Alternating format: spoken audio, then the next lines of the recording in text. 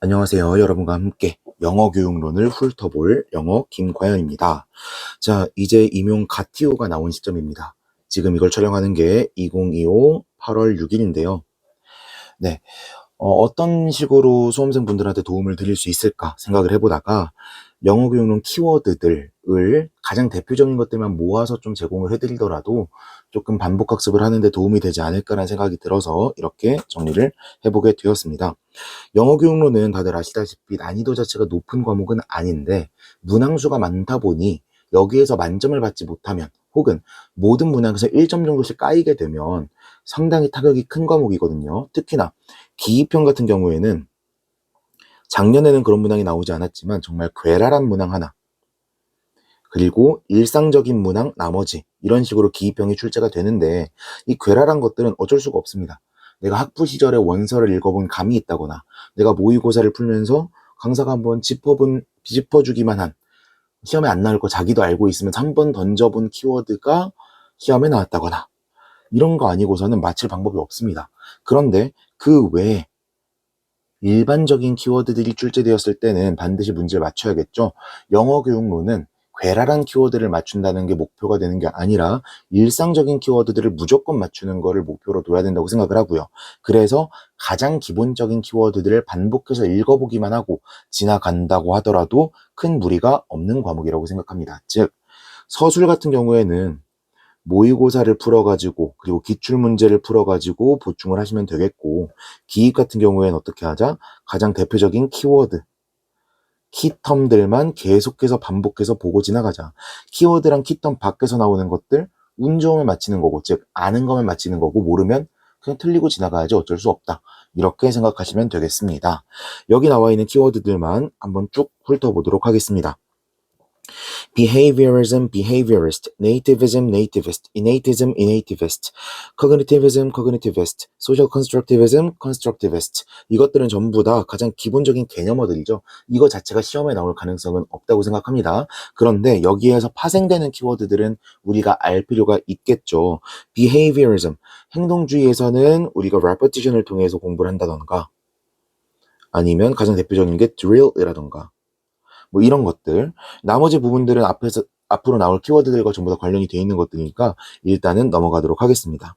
두 번째, 크라시안의 Natural Approach 관련된 내용에 대해서는 다른 거 다 알 필요 없고 이 5가지 하이포테시스만 알고 있어도 괜찮겠죠.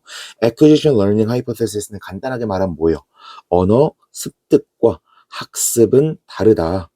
그쵸? 실제 상황에서 자연스러운 언어 구사, 언어 노출을 통해서 익스포저를 통해서 학습하는 것과 배우는 것과 우리가 수업 상황 등을 통해서 공부하는 것은 다르다라고 구분을 해놓는 이론이었고요. Natural Order Hypothesis는 우리가 학습을 하는데 단계가 정해져 있다라는 거였고, Monitor Hypothesis는 monitoring으로 쓰지 않도록 주의하시고요. 물론 구글링 하다 보면 Monitoring Hypothesis라고 나와 있는 것들도 있기는 한데 우리가 지금 공부하는 단계에서 왜 그런 사파적인 용어를 알아야 되냐고요. 우리는 정파답게 우리가 배운 용어대로 monitor hypothesis로 일단 외우고 지나가면 좋겠습니다. monitor hypothesis는 뭐예요? 우리가 문법 학습을 한 것들은 언어 습득에 있어서 도움이 되는 건 아닌데 우리가 언어를 구사함에 있어서 우리가 말하는 것의 언어 표현이 정확한지를 monitor 해주는 기능만 할 뿐이다 라는 내용이었죠. input hypothesis는 뭐예요? 우리가 흔히 I 플러스 1이라고 부르는 comprehensible input을 배움으로써 우리가 학습을 한다는 거였고요. 습득을 한다는 거였고, affective filter hypothesis는 affective가 정서적인, 감정적인 거잖아요. 우리의 감정적인 벽이 이렇게 쳐져 있으면 인풋이 제대로 흡수가 된다, 안 된다? 안 된다. 이 정도만 보고 지나가시면 되겠습니다. information processing 같은 경우에는 키워드들만 보고 지나가시면 돼요. declarative knowledge랑 procedural knowledge 이것들만 구분하시면 되겠고, declarative knowledge를 procedural knowledge로 바꾸는 건 practice. 그냥 practice보다는 어떤 practice? meaningful practice. 이렇게만 기억하고 지나가시면 되겠고요. U-shaped learning이랑 backsliding은 뭐였어요? 원래는 같은 개념에서 나온 건 아닌 걸로 아는데 우리가 학습을 하다 보면은 분명히 알았던 게 있어. 그런데 갑자기 까먹는 경우가 있고 그 다음에 다시 복귀가 되죠. U-shaped learning은 이걸 표현한 거고 backsliding은 이때 이렇게 원래 알았던 걸 못하기 시작하는 거. 이걸 backsliding이라고 하는 거죠. 한편으로 만약에 오류가 반복되는 개념은 뭐라고 불러요? 반복돼가지고 굳어지는 거? fossilization이라고 부르게 되죠. 이건 나중에 다른 단원에서 다시 한번 정리를 해드릴게요. negotiation of meaning 같은 경우에는 meaning negotiation이라고도 부르죠. three words라고 적으라고 한다면 negotiation of meaning이 될 거고 two words라고 한다면 meaning negotiation이 될 겁니다. 여기에서 기출에 나왔던 거는 sequence, trigger, indicator, response, reaction to response 이 정도가 나왔었는데 이게 시험에 나올 가능성은 저는 없다고 보고요. strategy가 중요하겠죠. 자, 일단 clarification request는 우리 피드백 유형이랑도 겹치는 건데 뭐? 라고 물어보는 거랑 같은 거죠. 그리고 confirmation check이랑 comprehension check 둘 다 체크가 들어가니까 헷갈릴 수 있는데 comprehension check 얘는 의미만 가지고도 이름만 가지고도 이해할 수 있어요.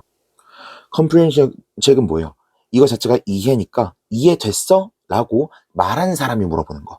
confirmation check은 확인하기 위해서 내가 이해한 게 이게 맞아? 라고 물어보는 거였다는 거.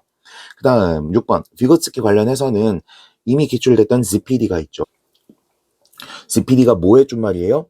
Zone of Proximal Development 이거의 준말이었고 Scaffolding 우리말로 하면 비계라고 번역을 하는데 원래는 자기의 능력만으로는 도달할 수 없는 거를 도와주도록 하는 일종의 도움이고요. 이 도움의 성질이 뭐예요? 한시적이라는 게 성질이 되겠죠. regulation 같은 경우에 시험 문제에 나올 가능성은 없다고 보지만 그래도 object regulation, other regulation, self-regulation 순서로 넘어간다라는 거 참고하시면 되겠고요. output hypothesis 같은 경우엔 스웨인의 이론이죠. 일단 functions of output, output이라는 게 무엇이냐 이것의 기능을 크게 세 가지로 나눠놨는데 이 중에서 우리가 알아봄직한 거는 noticing hypothesis, noticing function 이거밖에 없다고 생각합니다. noticing은 뭐예요? 자기가 아는 것과 모르는 것을 구분하는 것. 이 사이의 공백을 알 수 있도록 해주는 게 아웃풋이다라는 거고요. 내가 뭔가 말을 하고 싶은데 갑자기 이거 뭐라고 말해야 되지? 라는 생각이 든다면 이걸 모르는 거겠죠. 이 갭을 파악하게 해주는 기능이 있다. 하이퍼서시스 테스팅은 뭐예요? 이렇게 말하면 되지 않을까라고 가설을 세워서 언어 학습자들은 학습을 할 텐데 이 가설이 맞는지 틀리는지에 대한 검증 기회로서 아웃풋을 사용할 수가 있다라는 거고요. 마지막 메타링귀스틱 이라고 보통 얘기하고 다른 책에서는 reflective라고도 나오는 기능은 뭐예요? 언어 자체에 대해서 생각해 볼 수 있는 기회를 가지는 거 말하는 거죠. 예를 들어서 언어 자체라는 건 문법이랄지 어휘 구조랄지 이런 것들에 대해서 이런 메타링귀스틱 펑션을 통해서 이런 것들을 다시 한번 생각해보는 기회를 가짐으로써 언어적인 지식을 더욱 공고하게 만들 수 있다라는 게 메타링귀스틱 펑션이었고요. 관련 용어로 자, modified output, pushed output, comprehensible output, uptake 얘네들 우리가 맨날 헷갈려하는 것들인데 uptake가 나와 있기 때문에 나중에 다시 한번 정리를 하겠지만 다 비슷하다고 생각하시면 돼요. modified output 자기가 잘못 말한 거를 그냥 고치기만 하면 modified output입니다. 그래서 100% 정확하지 않더라도 고치기만 했으면 modified라고 말하는 경우가 있어요.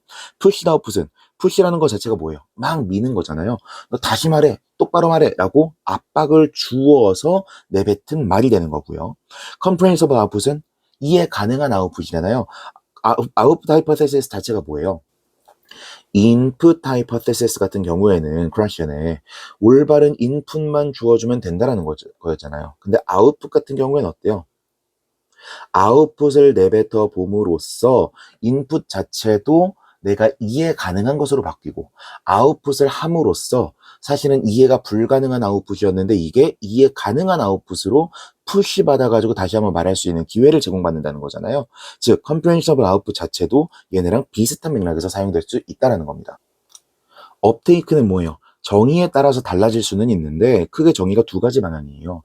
일단 일반적으로 제가 봤던 원서들에서의 정의는 피드백이 있고 나서 그 다음에 바로 뒤따라오는 발화입니다. 즉 뒤따르는 발화이기만 하면 전부 다 업테이크라는 거예요. 근데 어떤 책이나 어떤 논문에서는 그냥 뒤따르기만 하면 되는 게 아니고 올바르게 고쳐지기까지 해야 됩니다. 즉 업테이크의 정의 자체는 뭐에 의존해야 된다? A passage. 지문에 나오는 것들을 보고 판단해야 된다는 거죠. 여기에 나와 있는 표현들 전부 다 100% 옳게 고쳐지지 않더라도 쓸 수 있는 표현들입니다. 즉 얘네들을 구분하는 문제 나온다, 안 나온다? 안 나온다. 업테이크 정도만 원 월드이기 때문에 다른 것들과 비교할 수 있지, 얘네들은 맨 초성을 준다거나 그렇지 않고서야, 혹은 이론적인 맥락을 아주 구체적으로 주지 않고서야 얘네를 그냥 키워드적으로 구분하라는 문제는 나오지 않을 것 같다고 생각합니다. 마지막 기타입니다. LAD, Language Acquisition Device. 이 Language Acquisition Device라고 하는 기제가 있기 때문에 우리는 특정 환경에 노출만 돼 있더라도, 그 환경에 있기만 하더라도 우리는 언어를 습득할 수 있다는 거고요. Implicit, Explicit Knowledge는 암시적 지식과 명시적 지식. 우리가 구체적으로 말까지 할 수 있느냐, 그냥 머릿속으로 알고만 있느냐 라는 거고요. 스키마, 스키마타, schematic knowledge, background knowledge, 이것들 전부 다 비슷한 용어죠. 전부 다 배경 지식으로도 말할 수 있고 스키마라고도 말할 수 있겠는데, 스키마가 단수, 스키마타가 복수여서 일반적으로 기입형으로 쓸 때는 스키마타를 쓰는 게 더 적합할 환경이 많을 거고요. 우리가 이거를 답안에서 스키마라고 하는 전문적인 용어를 쓰기가 조금 부담스러운데, 뭔가 배경 지식에 대해서 다루고 있다면 백그라운드 knowledge를 언급할 수도 있겠는데, 얘네가 너무 혼동되는 표현인 게 분명하기 때문에 APCG에서 어떤 걸 쓰는 게 적합할지가 가이드가 나올 거라는 거. personalization은 뭐 여기에서 나올 표현은 아닐 수는 있는데, 활동 같은 걸 함에 있어서 조금 더 개별화된 거, 자기 이야기를 할 수 있도록 만드는 게 personalization이겠고요. high input generator나 low input generator 같은 경우에는 같은 인풋이 있더라도 학습자에 따라서 이거를 high input으로 만들어내는가, low input으로 만들어내는가, 뭐 적극성이라던가 이런 것들이 관련될 수가 있겠죠. 이것도 시험에 나올 만한 키워드는 아니라고 생각합니다. controlled processing이나 automatic processing은, controlled는 내가 의식해가지고 통제함으로써 만들어내는 그 사고 과정이 되는 거고요. 어트매틱 같은 경우에는 우리가 자전거를 계속 타다 보면은 굳이 핸들을 꺾어야 돼, 내가 페달을 밟아야 돼, 이런 생각을 하지 않고도 자연스럽게 자전거를 탄다는 행위를 구사해낼 수 있는 것처럼 언어도 오토매틱으로 구사할 수 있다는 거죠. 이 두 가지 키워드로서만 구분할 수 있으시면 될 것 같습니다. 자, 이렇게 해서 대표적인 키워드들 분류를 해보았고요. 뭐 다들 아는 키워드일 거고, 제가 어쩌면 조금은 부정확하게 설명한 것도 있긴 할 텐데, 아무튼 여기에 나와 있는 키워드들이라도 반복하셔서 일반적인 기입형들 전부 다 맞히실 수 있으셨으면 좋겠습니다. 이상 마치도록 하겠습니다.